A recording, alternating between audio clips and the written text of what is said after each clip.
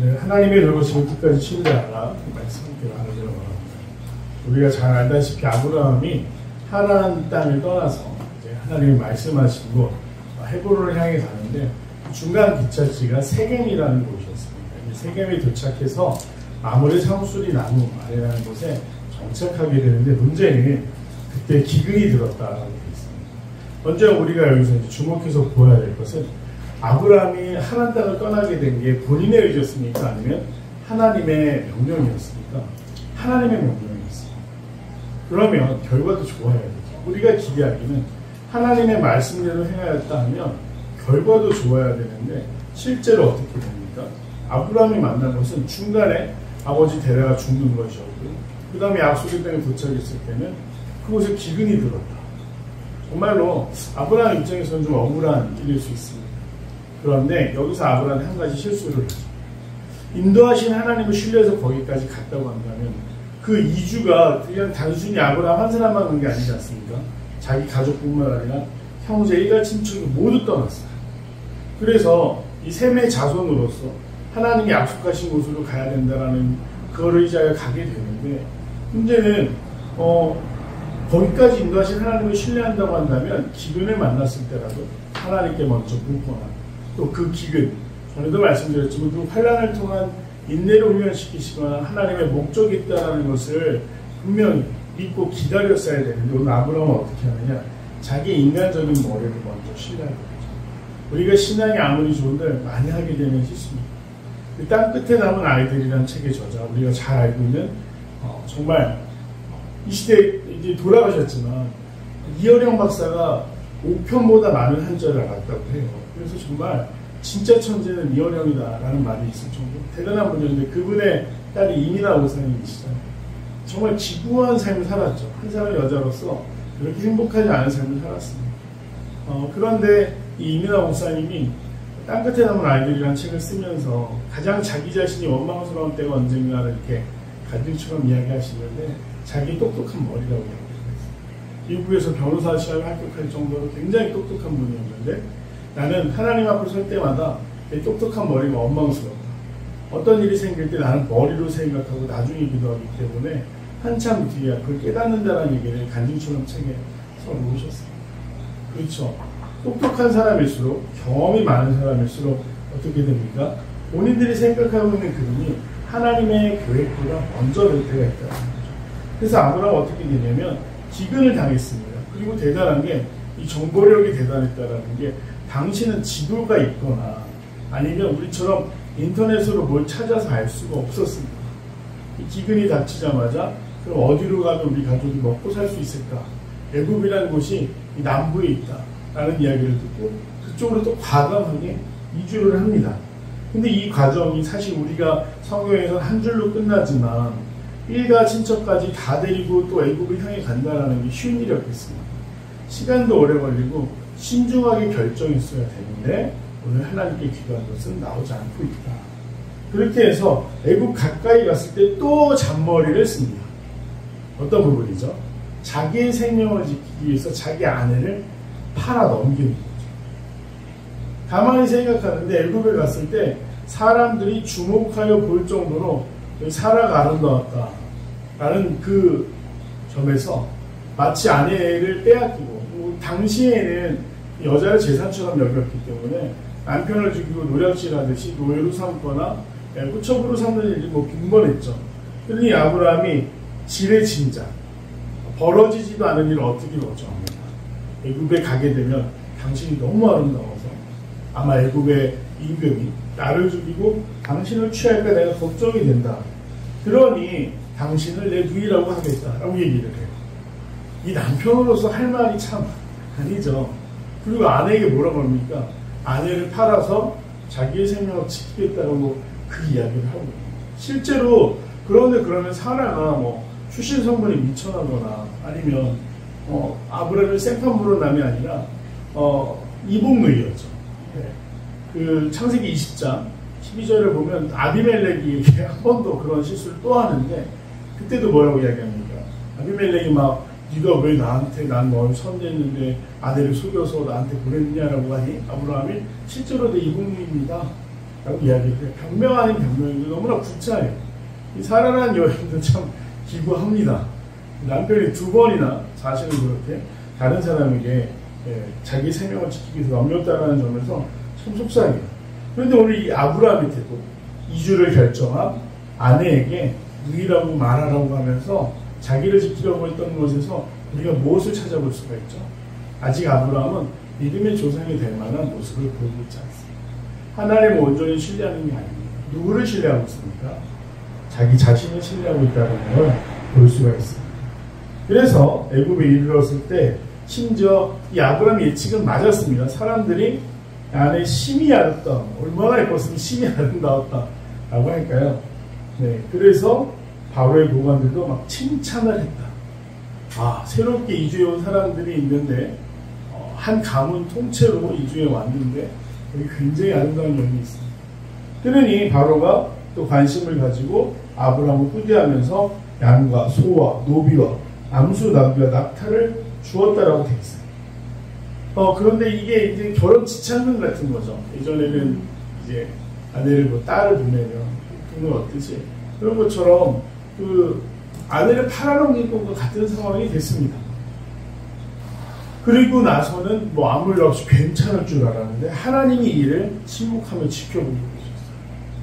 마치 이놈 어떻게 하나 보자. 아이가 성장하는 걸 부모가 뒤에서 지켜보는 것처럼 때로는 넘어지거나 때로는 실수를 하는데 일일이 부모가 다 간섭해서 그 아이 대신 그 일을 처리하게 되면 어떻게 됩니까? 아이는 어른이 돼도 어른이 되지 못합니다. 성인요와 같은 사람들이 요새 얼마나 많습니까? 그런데 하나님께서는 아브라함이 어떤 실수를 하고 있는지 또 실수를 통해 배우기를 원하셨어요. 근데 지켜보시다 결정적인 순간에 개입하셨습니다. 결정적인 순간이 무엇이었습니까?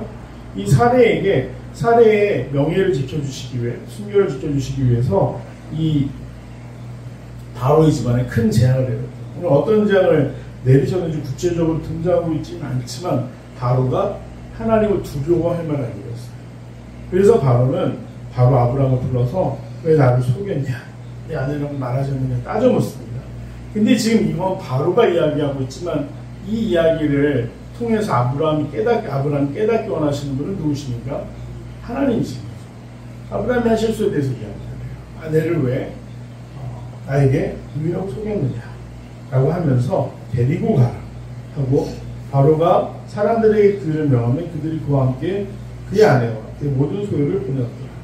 근데 참 노림반은 아니지만 내려갈 때 그냥 뭐 자기 재산보다 이 사례를 통해서 또 얻게 된 늘어난 재산을 가지고 아브라함은 다시 세겜 땅을 향해 돌아오게 됩니다. 그런데 오늘 이 일을 통해서 우리가 볼 것은 무엇이냐? 우리가 하나님의 이 계획 속에서 가정 가운데 기다려야 되는 경우도 참 쉽지 않다는 거예요. 뭐 저희가 출애굽기를 같이 공부했지만 출애굽의 여정도 마찬가지였고요. 또 오늘 필그림 교회가 처해 있는 상황도 마찬가지입니다. 하나님 분명히 계획하신 바 있어서 교회를 세우시고 또 이끌어 가시는 과정 가운데 우리가 또 담대하게 나아갈 때와 멈춰서서 인내할 때 이런 것들을 잘 구별해야 되는데 오늘 아브라함은 자신의 경험이 우선이 되었다. 그리고 그 경험을 통해서 참 어려운 그리고 힘든 공부를 하게 된다라는 것을 볼 수 있었습니다. 오늘 이 아브라함의 모습 사실 우리가 살아가면서 수시로 겪는 내 모습입니다. 기도하기 전에 해보려고 하다가 안 되면 그때 기도하게 된다는 거죠.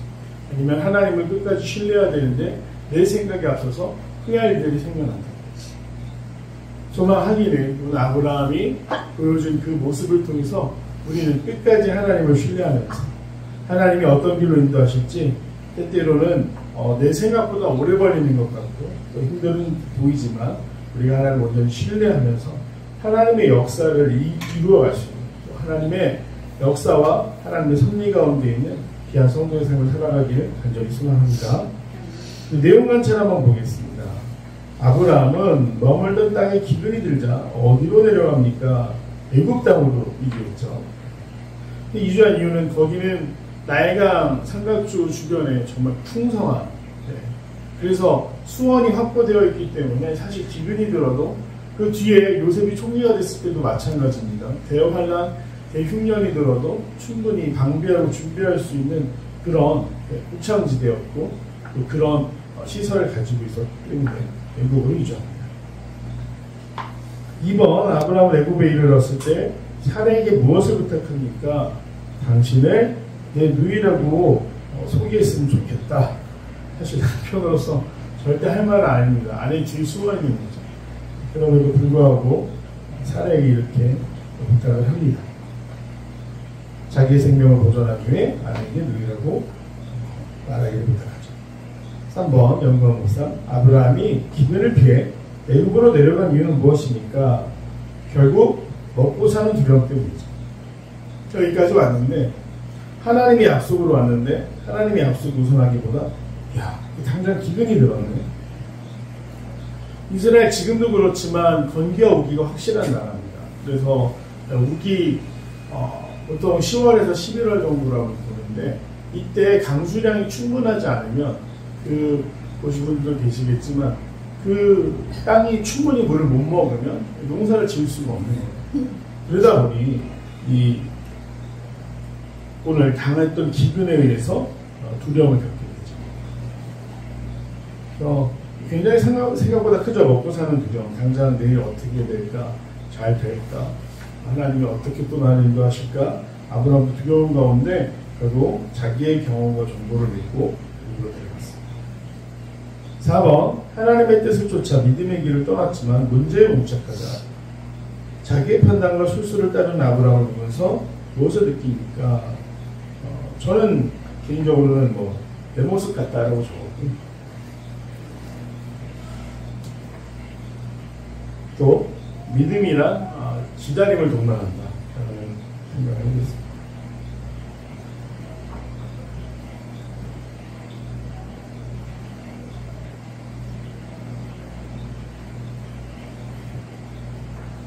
혈당과 적용 최근 내 욕심과 염려 때문에 어려움을 만난 적은 언제입니까? 신실하게 언약을 지키시는 주님의 돌보심을 끝까지 신뢰하며 하나님의 뜻을 구하기 위해 무엇을 실천하겠습니까? 저는 사실 이제 욕심도 어느 정도 가진 게 있어야 부를 수 있기 때문에 크게 뭘 욕심을 부려본 적은 없습니다. 근데 염려 때문에 이 부분은 항상 걱정이 되는 것 같아요. 자녀를 향해서 염려하기 때문에 공부하라고 답답을 하는데 정작 이 아이를 향한 하나님의 계획은 무엇일까? 기도하면서 배운 적이 있어요. 또 목회도 마찬가지입니다. 매 순간 만나는 염려들 가운데 내가 또 기도의 자리로 나가야 되는데 머리를 자꾸 그 일들을 해결하고 하려는 사실 이민호 목사님처럼 똑똑하지도 않은데 자꾸 내 머리를 신뢰하려고 하는 그런 어리석은들 그래서 어려움을 만나게 되죠. 근래에 워렌 버핏이라는 사람이 비트코인이랑 가상화폐, 암호화폐라고 하는 그거에 대해서 한 말을 봤어요. 저는 지금도 이해가 안 되거든요. 그 가상화폐가 왜 돈이 될까? 결국에는 그 사람들의 엔터테인먼트 같은 거죠. 관심을 가지면 돈이 된다는 거예요. 사실 가상화폐가 현실에 있나요? 없습니다. 우리가 재산이라는 걸 생각할 때 제일 먼저 떠올리는 건 부동산하고 동산이 있죠. 부동산 대표적인 건 땅, 건물이고 부동산은 돈이나 금 이런 것들 이야기합니다. 근데 워렌 버핏이라는 사람이 그러는 거예요. 자기는 절대 가상화폐를 하지 않아요. 왜? 땅이라는 건 거기에서 사람들이 머물고 살면서 무언가 또 이익이 발생할 수 있고 재화도 마찬가지예요. 투자의 가치가 있다는 거죠. 그런데 가상화폐는 관심이 끊어지는 순간 아무것도 아니다. 거기서 뭘 만들 수가 있느냐. 그러니까 참 이해가 안 되는 거예요. 그래서 제가 아무리 이해해보려고 해도 결국에는 그걸 하는 청년부를 하면서 한참 한 7, 8년 전인가요? 그때부터 청년이 관심을 가지고 이게 뭐다 그러면서 실제로 그 쌈짓돈들 가지고 하는 걸 보고 너무 안타까웠어요. 돈이 된다. 그러냐. 그런데 그때 한참 설명해 주시는데도 결국에는 사람들이 인터넷이나 온라인이라는 것에 관심을 끊어버리면 아무것도 아니에요. 그러면서 그래서 저희 아들도 저한테 왔어요. 이벤트성 코인이라는 게 있다. 중앙성입니다. 그럼 자기도 무슨 트럼프 코인처럼 한탕하고 이렇게 하는 거. 나도 나중에 코인 개발자가 될 거예요. 제가 엄청 처음에 웃으면서 저한테 농담처럼 말이지만 앉혀놓고 제가 한 3, 40분을 거의 뭐 혼내다시피 설득한 것 같습니다. 젊은 사람들이 그냥 그 정말 실체가 없는 그런 걸 가지고 뭔가 만들어내려고요. 하나님 원하시는 방법이에요. 제가 그 아끼는 후배 중에 한 친구는 그냥 매주 로또를 사요. 10,000원을 그 로또를 사는데 무조건 쓴대요. 제가 그 자랑처럼 얘기하는 거예요. 그럼 자기가 로또가 되면 뭐 교회에 뭘 하고 누구를 뭘 해주고 우리 너무 한심하더라고요. 하나님이 역사할 방법이 로또밖에 없어요. 그리고 설령 로또로 된다 한들 그럼 그 다음부터 어떻게 될까요? 그 복권에 미쳐있는 사람들 이 노원역에서 수락산 가다 보면 로또 명당 있는 거 아시죠? 저는 지나갈 때만 오거든요. 줄이 안 서 있는 적이 없더라고요. 주말은 그 줄이 2배, 3배, 심지어 지방에서 로또 올라오더라고요. 그래서 어떤 사람이 거기 가서 인터뷰를 했습니다. 근데 한 분이 로또가 1등 당첨된 분, 여자분이었어요. 60대 초반. 근데도 거기 줄 서 계신 거예요. 왜냐면 롯데월로 당첨됐던 돈을 뭐 어느 정도는 본인이 이게 했겠지만 자기의 생각보다 너무 빨리 돈이 사라진 거죠. 그러니까 그 로또 된 돈으로 또 로또를 사고. 저분은 평생 저 줄에, 저게 감옥이 아니지만 거기 갇혀있는 사람처럼 보였어요. 그런 거죠. 우리가 정말 노력하지 않고 거두게 되는 그런 것들, 그게 축복이 절대 아니라는 거. 그리고 내 머리를 속에서 지금 오늘 아브라함도 마찬가지지 않습니까? 먹고 사는 문제. 잠시 잠깐 내가 어떤 이익을 얻거나 어려움을 피할 수 있어도 선택했다는 게 결국 어떻게 됩니까? 자기 가정을 파괴시킬 수 있는 일이 되기도 했고 또 하나님 앞에서 무엇보다 불순종으로 인해서 책망받는 일이 됐다. 그래서 저도 오늘 말씀을 보면서 내가 염려할 게 아니라 염려할 일이 생기면 기도해야 된다. 하나님께 먼저 물어야 된다. 라는 것을 다시 생각해보게 됩니다. 우리가 하나님의 계획을 온전히 신뢰하는 것. 내 생각으로는 이게 맞는 것 같고 또 내 생각으로는 지금이 맞는 것 같지만 하나님의 생각으로는 다르실 수 있다. 먼저 물어야 된다. 기다리고 있는다. 우리가 스스로 돌아볼 수 있는 그런 말씀이 되기를 소망합니다. 오늘 더블리그님께 성도들께서도 하나님의 인도하심을 따라서 내 생각보다 크신 하나님의 계획을 온전히 신뢰하며 동행하는 믿음의 사람들이 되길 간절히 소망합니다. 기도하겠습니다. 네, 저희가 풍성하신 아버지 하나님 감사합니다. 주님, 오늘 아브라함의 모습에서 우리의 연약하고 부족한 모습을 보게 됩니다.